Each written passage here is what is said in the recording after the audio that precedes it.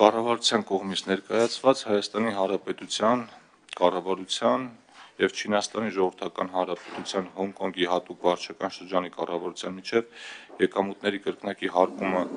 բացառելու և հարկումից խուսափելն ու շրջանցելը կանխելու մասին համաձայնագիրը վավերացնելու մասին նախագիծը հիմնական զեկուցող ֆինանսների նախարար Վահե Հովհաննիսյան, խնդրեմ պարոն Հովհաննիսյան։ Շնորհակալություն պարոն Թունյան։ Նախագծով առաջարկվում է վավերացնել համաձայնագիրը։ Համաձայնագիրը ստորագրվել է 2024 թվականի հունիսի 24-ին Երևանում։ Համաձայնագիրը մշակվել է տնտեսական համագործակցության և զարգացման կազմակերպության սկզբունքների համաձայն։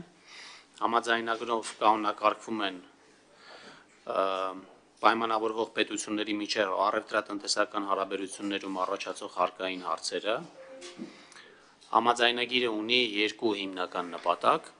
բացառել եկամուտների կրկնակի հարկումը և այդպիսով նվազեցնել եկամտային հարկերի հետ կապված խոչընդոտների բացասական ազդեցությունը պայմանավորող պետությունների միջև փոխադարձ առևտրի և ներդրումների վրա, ինչը հնարավորություն է տալիս խրախուսել ձեռնարկատիրական գործունեությունը ստեղծելով մրցակցային շահավետ պայմաններ օտարերկրյա ներդրումների համար, և երկրորդը ստեղծել կանխատեսելի և կայուն հարկային դաշտ, քանի որ այն համարվում է միջազգային պայմանագիր, ունի գերակայություն ազգային օրենսդրության նկատմամբ և ի տարբերություն ազգային օրենսդրությունների շատ ավելի քիչ է ենթարկվում փոփոխությունների կամ չի փոփոխվում։ Համաձայնագրով պայմանավորվող պետությունների գործարար շրջանակների համար փոխադարձության սկզբունքով սահմանվում են եկամուտների ստացման երկրում հիմնական եկամտատեսակների, շահաբաժինների, տոկոսների, ռոյալթիների հարկման պայմանները և դրույքաչափերը, այլ կերպ ասած, համաձայնագրով երկու իրավազորությունների միջև իրականացվում է հարկման իրավունքի վերաբաշխում։ Երևի թե կարճ այսքանն է, եթե սրա հետ կապված ավելի մանրամասնելու կարիք կլինի, սիրով կարող ենք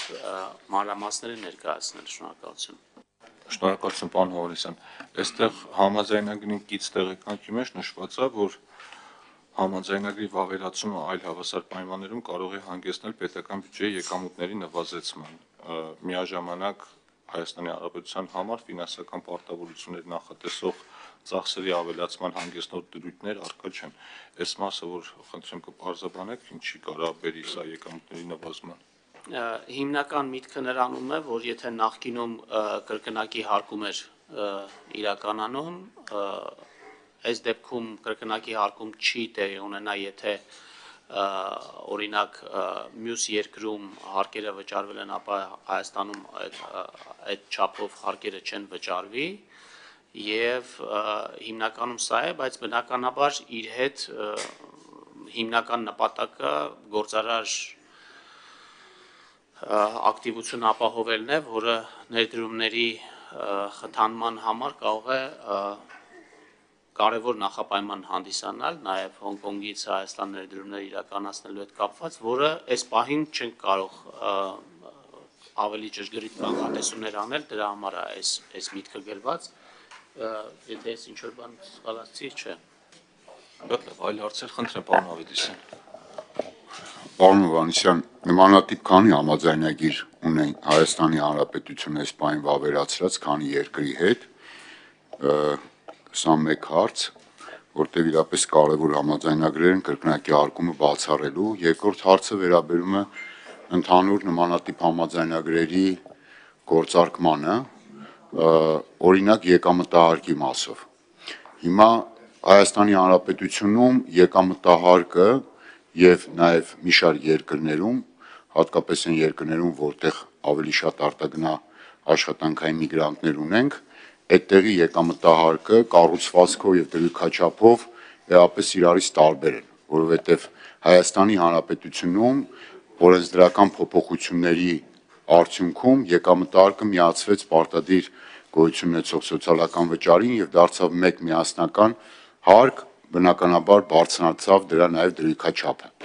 Հիմա կարաք օրինակ կոնկրետ բերեք, ենթադրենք Ռուսաստանի Դաշնության եկամտահարկի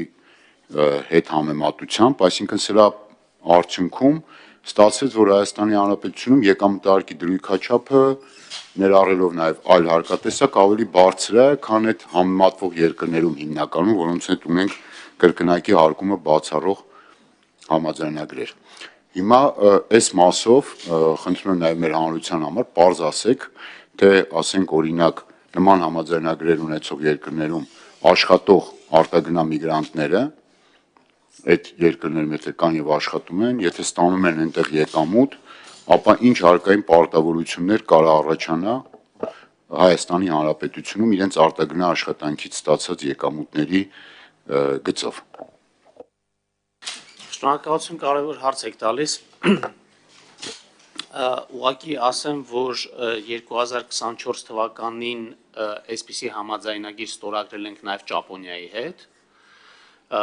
թե մինչև այսօր ում հետ ունենք եւ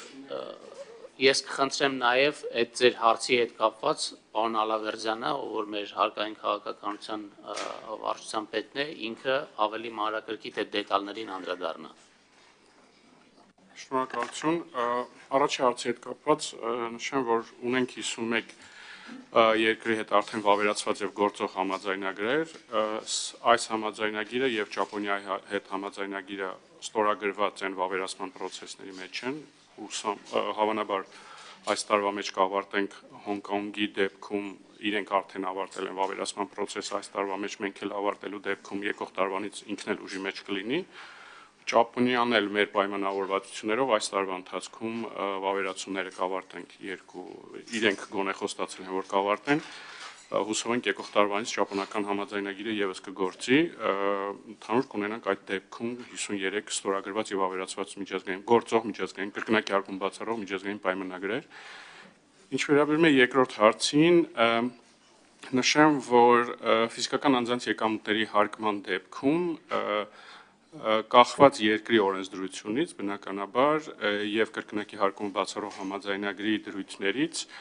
գործում է այն սկզբունքը, որ եթե եկամուտ ստացող քաղաքացին անձը պահպանում է օրինակ Հայաստանի դեպքում Հայաստանի ռեզիդենտությունը, Հայաստանը շարունակում է պահպանել իր համաշխարհային եկամուտներից իր հարկման իրավունքը բնականաբար նվազեցնելով այլ երկրներում այդ եկամուտներից վճարված եկամտային հարկը, Հայաստանում հաշվարկվող եկամտային հարկից նվազեցնելով այլ երկրներում հաշվարկվող եկամտային հարկը, այստեղ կախված երկրներից բնականաբար պետք է դիտարկել երկրներում գործող դրույքաչափերը, երկրներում գործող հարկային բեռը, որտեղ գիտեք շատ երկրներում պրոգրեսիվ դրույքաչափեր են գործում եկամտային հարկի եւ հավանաբար ամենայն հավանականությամբ Հայաստանում գործող 20% դրույքաչափը գերազանցելու է արդյունավետ։ Ես խոսում եմ երկրների մեծամասնության մասին, Ռուսաստանի դեպքում ճիշտ է, նույն նոմինալ եկամտային հարկի դրույքաչափը այնտեղ եւս պրոգրեսիվություն կա, բայց սկսում է, եթե չեմ սխալվում, 13% դրույքաչափից եւ վերջերս կատարված փոփոխություններով իրենց մոտ աճում է 20 եւ ավել դրույքաչափ գործող եւ դա նշանակում է, որ այնտեղ վճարված հարկերը եւ նաեւ ռեզիդենտության կանոններից կախված այնտեղ որոշակի առանձնահատկություններ կան։ Մեր դիտարկումներով այնտեղ վճարված հարկերից հետո եթե անձը պահպանում է Հայաստանի ռեզիդենտություն ըստեյության, Հայաստանում վճարվելիք հարկ չի առաջանում, որտեղ իրենց դրույքաչափը բարձր է լինում Հայաստանում գործող դրույքաչափից։ Իրենց հարկման կանոնների մեջ սա քննարկել ենք նաև ռուսական գործընկերների հետ եւ միության գործընկերների հետ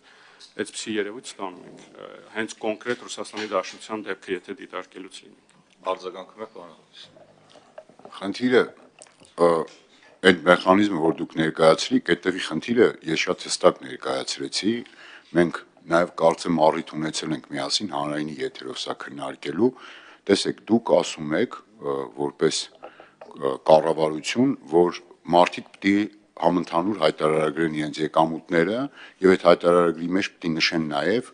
օտարերկրյա պետություններում ստացած օրինակ որպես ֆիզիկական անձ իրենց աշխատավարձը, լավ, կամ այլ նման դրան հավասարեցված եկամուտ։ Հիմա խնդիրը գիտեք որտեղ է, ոչ թե որ վատ է այս կրկնակի հարկումը բացառել, ընդհակառակը դա լավ է։ Խնդիրը նրանում է, որ Հայաստանի Հանրապետությունում եկամտային հարկ կոչվածը, որը նաև նման անվանում ունի այդ երկրներում, որոնք մեր գործընկերներն են այս համաձայնագրի շրջանակներում, նույն բանը չեն։ Այսինքն հիմա դուք որ ասում եք 13%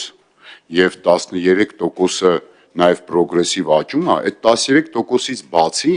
Հայաստանի Հանրապետության քաղաքացին, որ աշխատում է Ռուսաստանի Դաշնությունում, վճարում է նաև պարտադիր սոցիալական վճարներ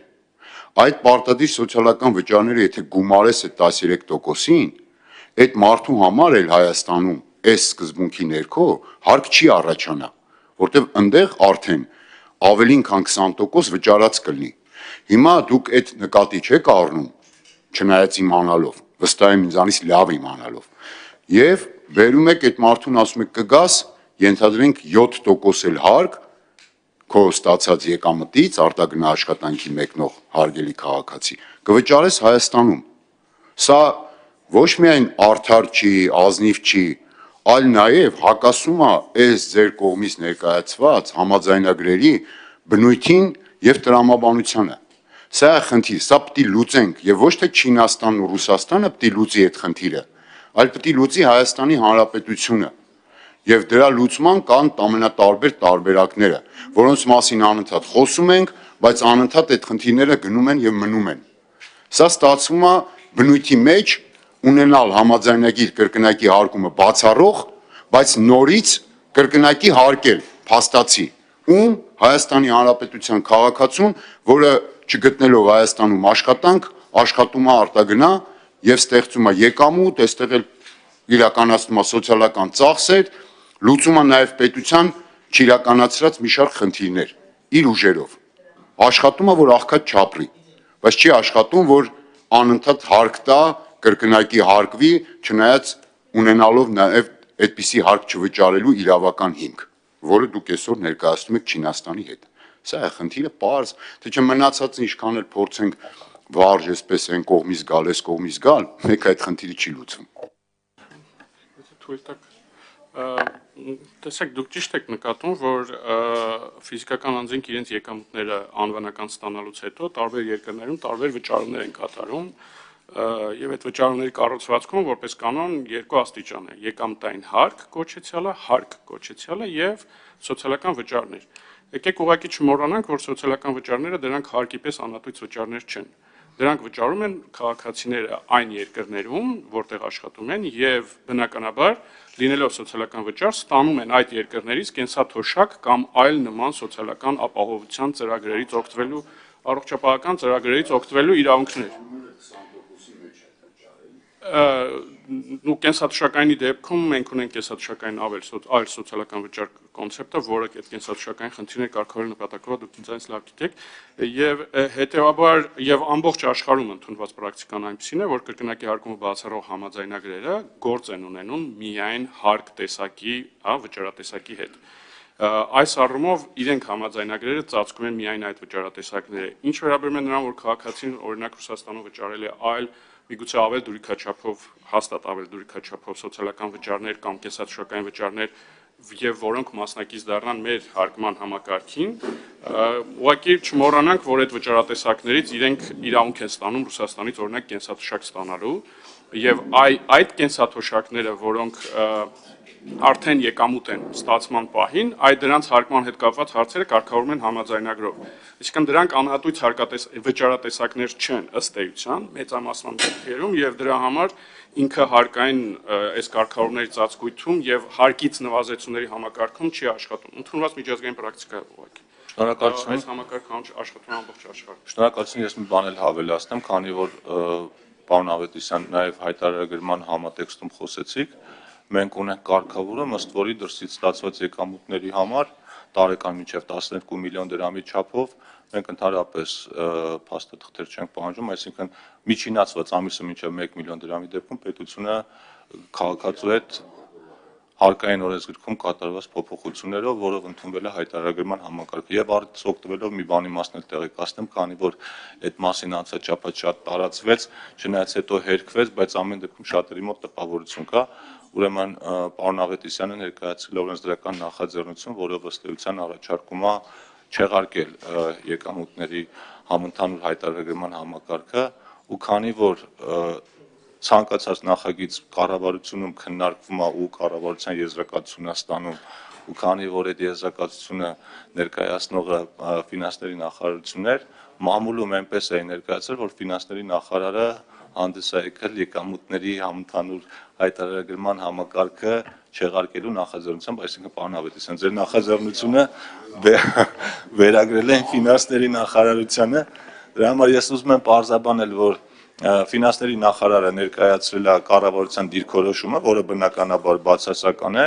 բայց դե ամեն դեպքում նախագիծը քննարկվելու է հարգելի գործընկերներ տնտեսական հարցերի մշտական հանձնաժողովում, մեծ սիրով կլսենք պարոն Ավետիսյանի հիմնավորումները եւ ըստ այդմ որոշում կկայացնենք։ Եթե այլ հարցեր կան, խնդրեմ, նախաբանի Չինաստանի հետ կապված։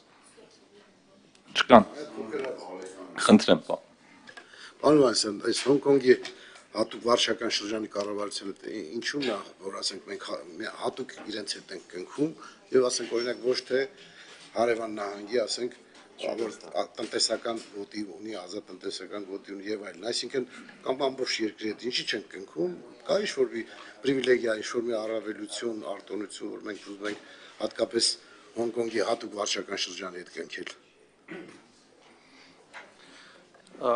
Հատուկ բան չկա, ուղղակի մենք ցանկացած այսպիսի համաձայնագրի կնքումը կարող է տարիների աշխատանք լինել եւ մենք երկար ժամանակա քննարկում ենք, այսպիսի քննարկումներ ունենք բազմաթիվ երկրների հետ, որոնք գտնվում են տարբեր փուլերում, ուղղակի այս մասով ավելի արագ ենք առաջ գնացել եւ բնականաբար նպատակ ունենք ընդլայնել աշխարհագրությունը, բնականաբար ելնելով Հայաստանի տնտեսական առաջնահերթություններից։ Շնորհակալություն։ Այլ հարցեր ոնց որ չկան, ելույթներ նույնպես չկան, պարոն Ավետիսյան, ավելացնելու բան ունեք։ Մենք ըստ այդմ քվեարկենք հարգելի գործընկերներ, ովքեր են կողմ, որպեսզի հանձնաժողովը դրական եզրափակություն տա այս համաձայնագիրով ավելացնելու մասին նախագծին, կողմ, դեմ ձեռնպահ չունենք, միաձայն կողմ, ովքեր են կողմ, որ առաջարկենք հարցը ներառել հանձնաժողովի լիագումար նիստերի օրակարգ, կողմ, դեմ ձեռնպահ չունենք, պարոն Ղարամանյան, դու կողմ եք, չէ՞։ Եվ հարակից զեկուցող պարոն Բագրատյանը կլինի։ Շնորհակալություն, այս հարցի քննարկումը ավարտվեց։